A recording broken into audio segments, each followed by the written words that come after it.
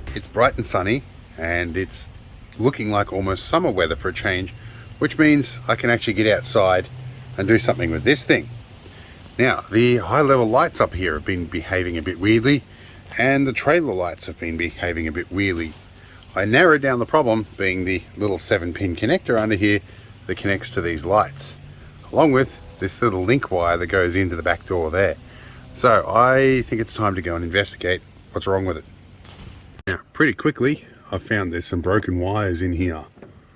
I think it's because of this stiff tube that's supposed to protect the cable has been actually causing that to break at the gland up here. I have some 7-core trailer wire. Hopefully that should be enough cause. I think I can replace this bit. There's a little shield here I can remove. There's a shield there. And there's another one behind those lights there. So I think I'm going to get a screwdriver and pull these off. Alright, we've got the covers off. If you hear some background noise, it's my neighbours who always make filming difficult. Now these have obviously been in the top end or up in the Central Australia somewhere. There's this nice plug here. We might unplug that. That might make our life a little easier. In here is going to be fun. It's I might end up having to chop wires. We'll see how we go. Alright, well, we've definitely got a broken wire in here. Can we get into the light and see this a little bit better? The green wire in there is definitely busted all the way through. Black wire's got a slash in it too. Not sure whether I'm going to keep this tube and the original glands or whether I'm going to replace that whole length with something that's a bit more flexible like this. I'll count how many wires are in there and we'll have a think. Now, one thing I wanted to know for a while is my options for changing out these lights, because I'm pretty close to doing that. And I think water's been running in through this hole in here and it's been getting in the door. Because you can see along the back here, no matter how many times I clean this, water still comes in through there and drips out through these lights. And I think it's getting in here. It's about the only place it could be. So, yeah, we'll have a bit of a think about everything. Alright, we have a grand total of 8 wires that have to come through to this connection here. And we have 7 core here. Now I could run 2 lengths of that through there, or I could run 1 length and another ground wire. I'll have a think, but I think probably 1 length of this plus a ground wire might be the way I'm going to go. Alright, I think I've made an executive decision. I'm going to cut this plug around about here where there's already a cable break. I'm going to take that inside and attach it to this, plus an additional conductor. And then I'm going to pull all that back throughout this hole, thread my new cable in and attach from there. And that will allow me to test for shorts then. And I can test on the other side of this plug as well. Hopefully we'll be cooking with gas at that point. But yeah, I'm just going to snip that whole thing off. Okay, we're inside, and excuse the air conditioner. So I've mapped out the pin out of this plug so I don't forget, and I've come up with an idea to wire it together, although it's a bit messy. These ones with the dots are ones that keep the same color. I've already got that same color available on the 7-core wire here, and these 2 are where the colors are going to change. So white is going to go to the light green and green is going to go to the dark green. Blue will go to the dark blue that's on here, that one, and the IFC will go to the light blue, which the IFC cable is this stuff. That's my 8th wire, because there's only 7 in this multi-core stuff. Alright, so let's find some heat shrink, soldering iron, and let's get joining. Now, because I'm not going to want to have to get in and fix this again, I'm doing this properly. I kind of messed this one up a bit, but I'm basically splicing both ends together and wrapping a bit of copper around before I solder them together. Hopefully that should give us a low profile join, and we're taking a bit of heat shrink here. We'll push that over and seal it, and when I'm done I'll put a larger grade over the whole thing. Alright, let's solder this one. Now, normally I would use my Weller iron, which has got a slightly bigger tip and a bit more heat, but it's still out of action because I haven't fixed it yet. Alright, should do the job. Snip the tail off. We'll do the rest of them. Alright, time to heat shrink everything. I missed the black one, just because I forgot to put the heat shrink on, but I can get away with one because there will be outer insulation, and this is going into a fiberglass area, so it should be pretty bright, but I might wrap some insulation tape around it. Alright, now we've just got to do the additional wire, which is going to go to the light blue here.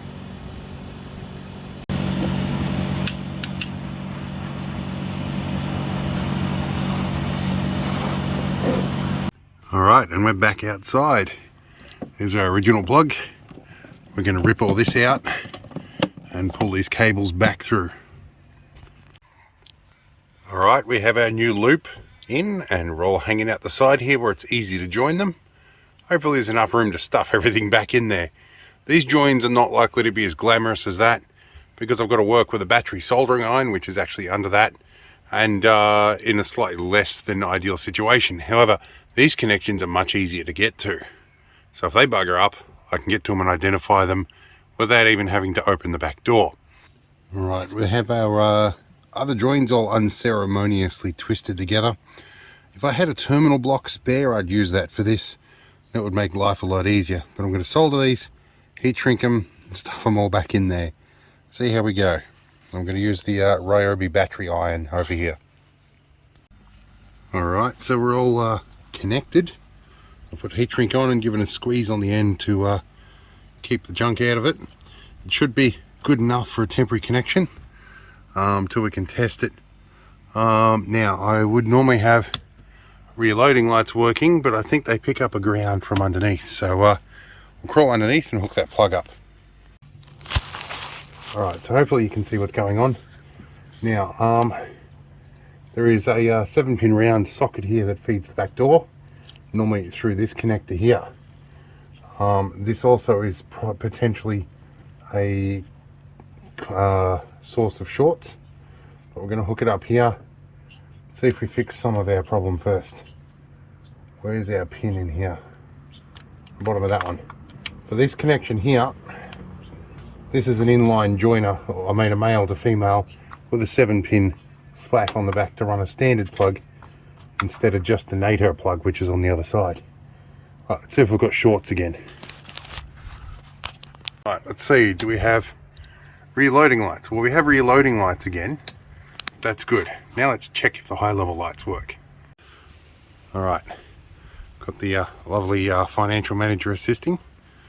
We'll see what happens. We should have flashing red lights, which go along with the orange strobes on the front, which used to be red. We need to, I'm going to change that so that the orange lights flash instead of the rear reds, because there's 3 globes in that one. Okay, so that one works. That's good.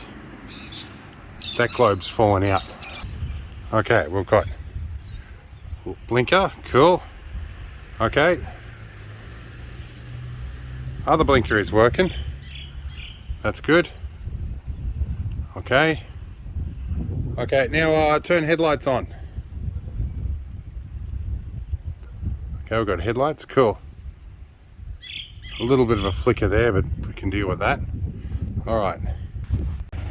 Okay, for this one, we need oil pressure because there's a switch that won't allow the reverse lights to come on. So brake lights work, reverse lights work. Okay, good. Yep, so you can't get reverse lights on unless there's oil pressure, so you have to have the engine running. You can bypass that switch though. I do have some connection problems in that one, but overall we've figured out our shorts.